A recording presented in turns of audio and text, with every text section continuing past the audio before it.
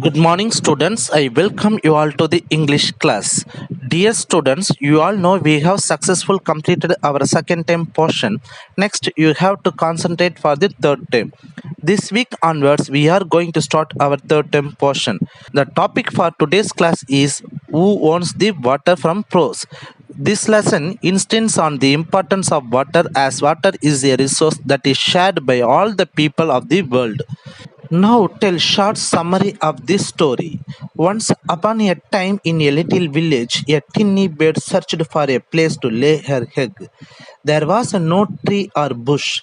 It found a shallow depression in the ground. It broadened it using it a claws, laid eggs hatched. After some days, birds and babies flew away. The pit was noticed by a wild boar. It wanted to settle its rump in it, but it was uncomfortable. So he scraped and dug the pit and made it bigger. Now it was comfortable. The wild boar had a good sleep. When it was hungry, it left the place. A pack of wild dogs smelled the boar and came to the hole, but there was no boar. So they got angry and they whined and snarled and dug the hole bigger and wider. Then they left the place. After some days, there was a heavy rain. The hole was filled with the water. Green grass grew around the hole. Soon buffalo spotted the place and rolled in the water, making it muddy. The pit widened and became a little watering hole. A poor farmer tilled the land near the one small depression. It was a summer. He had to travel a long distance to get a water for his crops. One day he saw a patch of green grass closer to his field. With his pickaxe and spade, he made the pit into a perfectly decent pond. He informed his wife about this and called the village priest to bless their fortune. When a rich farmer tried to own this pond, the poor farmer brushed him aside, saying that it belonged to him. The author ends with the question, who owns the water? It is not a moral, but just a thought, a gem of an idea to dig and make a bigger. Children, it would be an interesting story. Watch the video and enjoy reading the story. Unit 1, Lesson 1, Who owns the water? Before getting to the lesson, let us see some words and their meanings. Outskirts, the outer areas of a city or a town. Parched, very dry. Desperation, losing hope. Untenanted, not occupied. Rump, back part of a mammal's body. Scrabbled, moved hands and feet around. Cozy, comfortable. Rumble, a low sound like thunder. Let us get into the lesson now. Who owns the water? Section 1. Once upon a time, on the outskirts of a dusty little village, a tiny bird searched for a place to lay her eggs. The land was parched and dry, and there wasn't a bush or tree in sight. Finally, in desperation, the little bird discovered a shallow depression in the ground. Using her claws to remove the stones and loosen up the packed earth, she broadened the hole, and there, underneath the hot sun, she laid her eggs.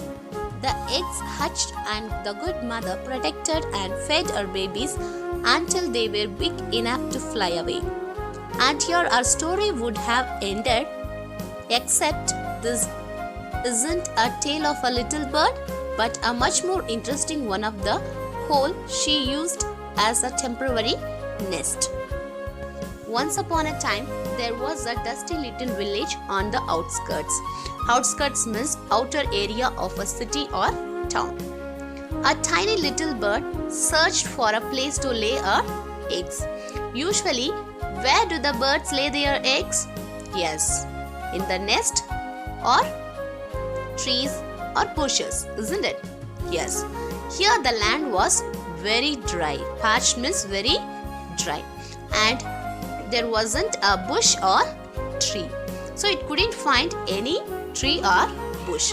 Finally, in desperation means losing hope, the little bird discovered a shallow depression in the ground. Yes, it found a small hole in the ground. Then, using its claws, it removed all the stones from that shallow and loosened the earth and made the hole broader. Underneath the hot sun, it laid eggs. The eggs hatched, and the good mother protected the babies and fed her babies until they were big enough to fly away. We all would have thought that the story would have ended, except the tale of the little bird, but much more interesting one of the hole which the bird used as its temporary nest. A hole, you may ask. What could be interesting about a hole in the ground? Well, this hole grew to be quite important, as you will discover. You may think that a hole, what could be interesting about the hole in the ground? Yes, the hole is the important one when you discover in this story. For sometimes the hole remained dusty and untenanted until one day a passing wild boar settled his rump into the depression. The pit was not comfortable enough, and getting up, he crabbed and dug, carving a pit of more hospitable proportions. Backing into this hollow, he turned around a few times and with a satisfied grunt settled down to a long snooze. A very long snooze it was too. The boar turned and crabbled in his sleep, loosening the earth around his cozy dugout until the fading sun and the rumble in his stomach told him it was time to get up. With a mighty stretch and a final kick, the hungry boar departed his daybed without a backward glance. Actually, the story is about the hole, isn't it? Yes, the hole was remained dusty and untenanted. Untenanted means not occupied by anybody. So one day, the wild boar settled his rump into this depression. Rump means back part of an animal, which they used to sit. The pit was not comfortable and enough. So it crabbed and dug and made the pit bigger. And back into this hollow, it turned around few times and satisfied to grunt and settled in the pit. So it turned many round and made the pit bigger. Then it went to the long snooze. Snooze means sleep. A very long snooze it was too. The boar turned and crabbled in his sleep. Crabbled means moved his hands and feet. Yes, while we are sleeping, we used to move our hands and legs. Like that, it also moved his hands and legs. Then the pit was cozy. Cozy means comfortable. So it slept until the fading sun. Then it heard the rumble sound in his stomach. Rumble means a low sound like thunder. After that, it felt that it's time to get up, and with a mighty stretch and a final kick, it got up. The hungry boar departed in his daybed without a backward glance. Yes, it was very hungry, so without turning back, it moved away. And is that it, you will inquire, to which I will reply, no, it isn't, dear one. Not by a long shot. Our story has just begun. You may think that the story has ended. No, the story just has begun. We have seen in section 1, the story is about the hole. Yes, the hole is the very important one in this story. Let us see what is going to be happen in the section 2. Before that, let us see some hard words and their meanings. Sniffed, to breathe in air in a noisy way. Whined, made a high-pitched cry. Snarled, made a deep angry noise. Soaked, completely wet. Wallowed, to lie and roll in mud. Multitude, a large number of people. Trampling, crushing. Elusive, difficult to find. Departed, late. Puddly, muddy. Hooves, the horny part of the foot of an animal. Glee, delight or happiness. Let us get into the section 2. A pack of wild dogs catching the scent of boar in the wind came to the spot where he had lain. They sniffed the circle that was rich with the smell of the animal. They whined and snarled and dug at the smell as if digging the elusive boar himself out of the ground. Finally, realizing that there was no dinner to be found there, they departed, their noses and tails high in the air, and in doing so they left the hole a little bigger and wider than they had found it. In the beginning, the hole was very small.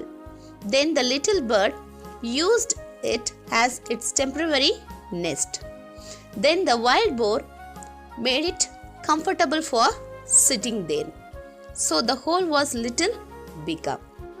Now a pack of wild dogs catching the scent of the wild boar and came to the spot where the wild boar laid. They sniffed the circle that was rich with the smell of the animal. Sniffed means to breathe in air in a noisy way.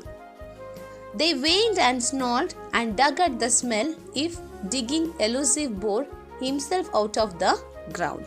Whined means made a high-pitched cry. Snarled means made a deep angry noise. By making loud noise, they were digging the pit and they difficult to find the boar there. Elusive means difficult to find. Finally, they realized that there was no dinner. Yes, there was no animal. And they departed. Departed means late. They understood that they were late.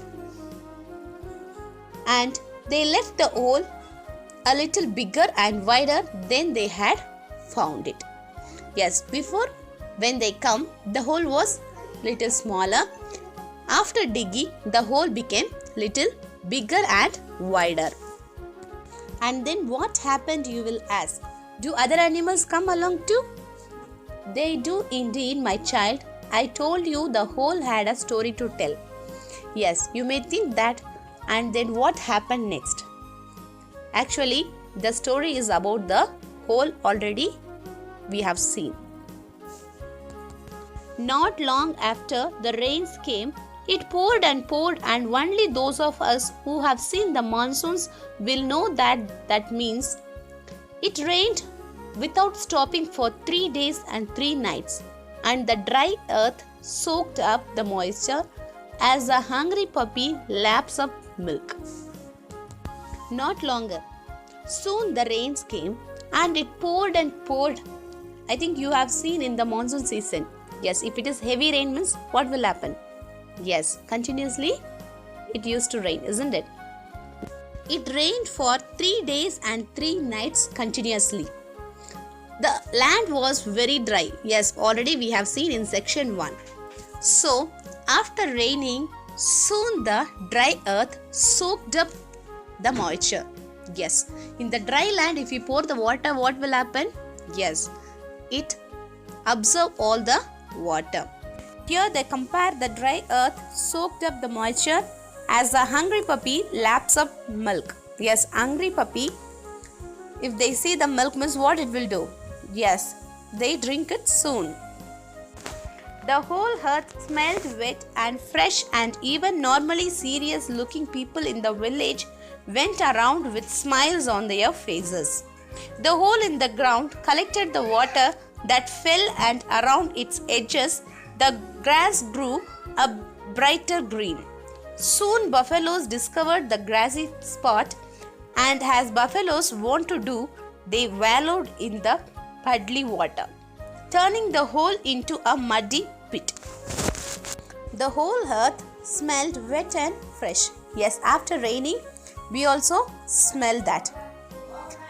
And people looking so happier with smile on their faces. The hole collected water and the grass grew in their edges. The buffaloes found the grassy spot and they wanted to do they wallowed. Wallowed means to lie and roll in mud. Say they wanted to roll in that mud in the puddly water. Puddly water means muddy water, turning the hole into a muddy pit. Some water collected in that pit. The buffaloes rolled there, so that water turned into a muddy water.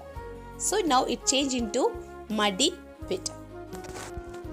I was not there to see, but I am told that many afternoons did the buffaloes gather, and thus with a multitude of hoofs trampling the soil.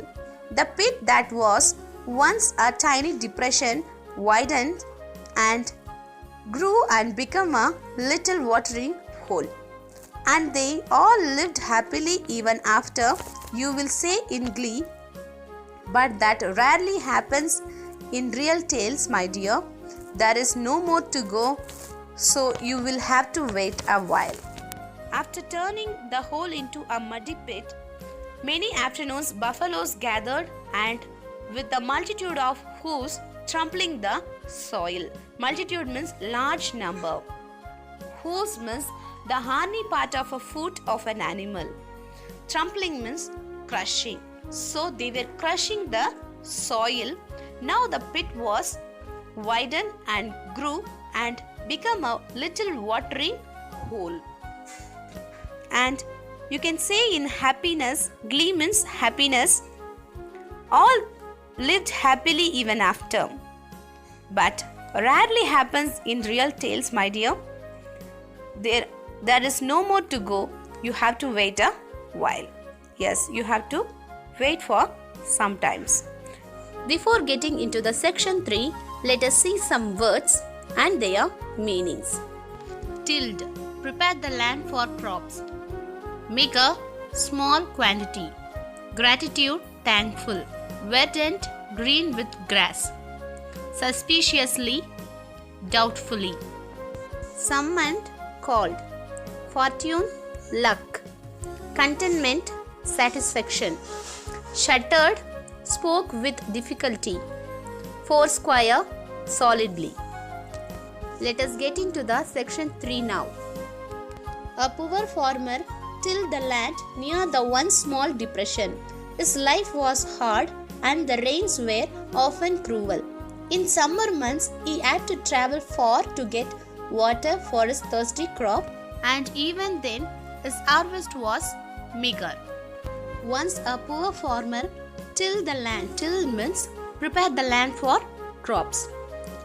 Near the small depression, yes, which we have learnt in the beginning. His life was very hard because there were no rains. In summer months, he had to travel very far to get water for his crops, even though his harvest was meager. Meager means small quantity. One day, not long after the last of the season's rain, he straightened up from his back-breaking work and looked over the land that was soon becoming brown again.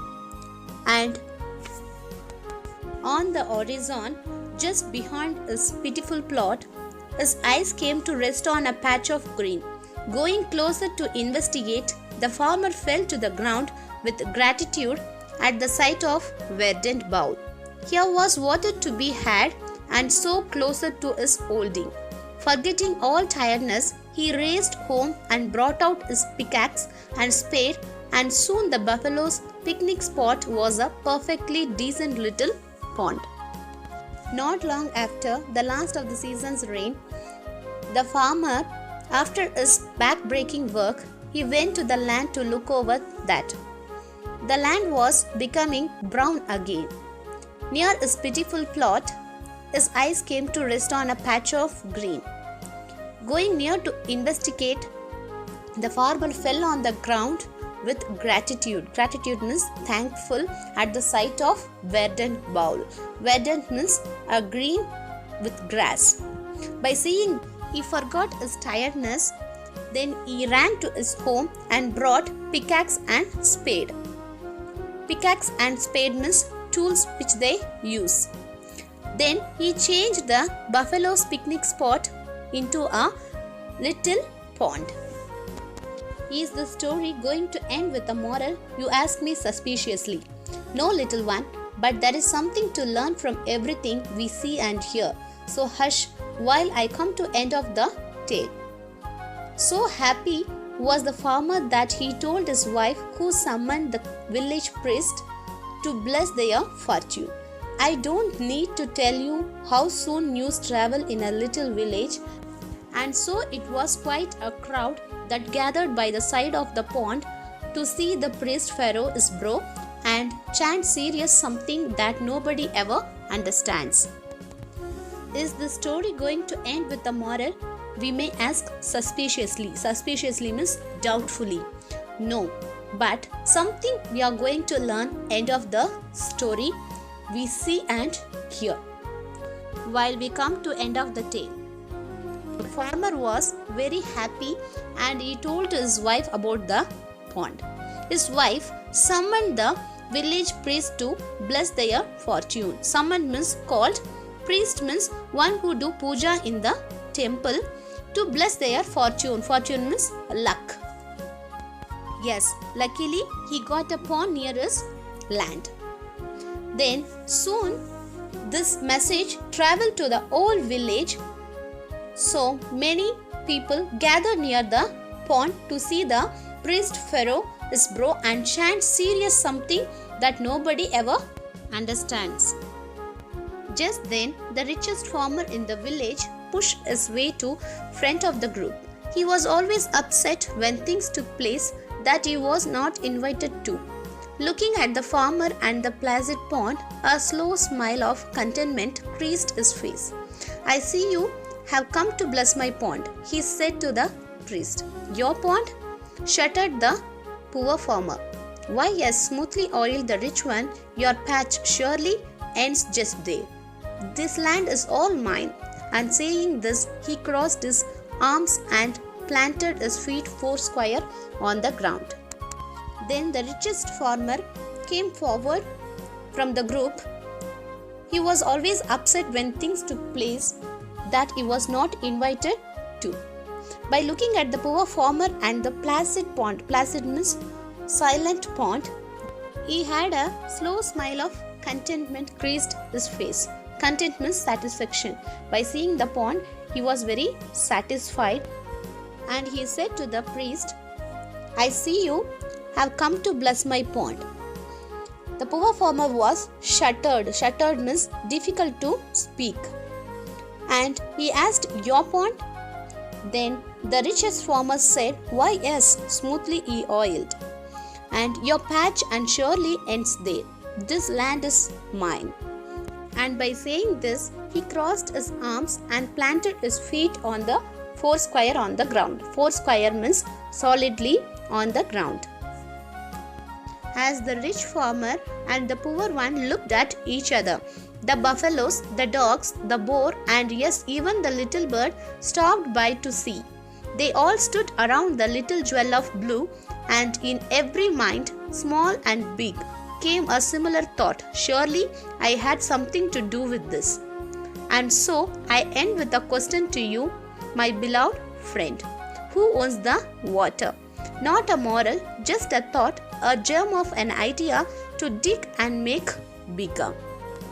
Then the rich farmer and the poor one looked at each other. The buffaloes, the dogs, the boar, and even the little bird stopped by to see. They all stood around the little jewel of blue, that is a small pond. In everyone's mind, small and big, they all have similar thought, that is surely they had something to do with that. We came to the end of the tale with a question, that is, who owns the water? And this is not a moral, just we have a thought, a germ of an idea to dig and make bigger.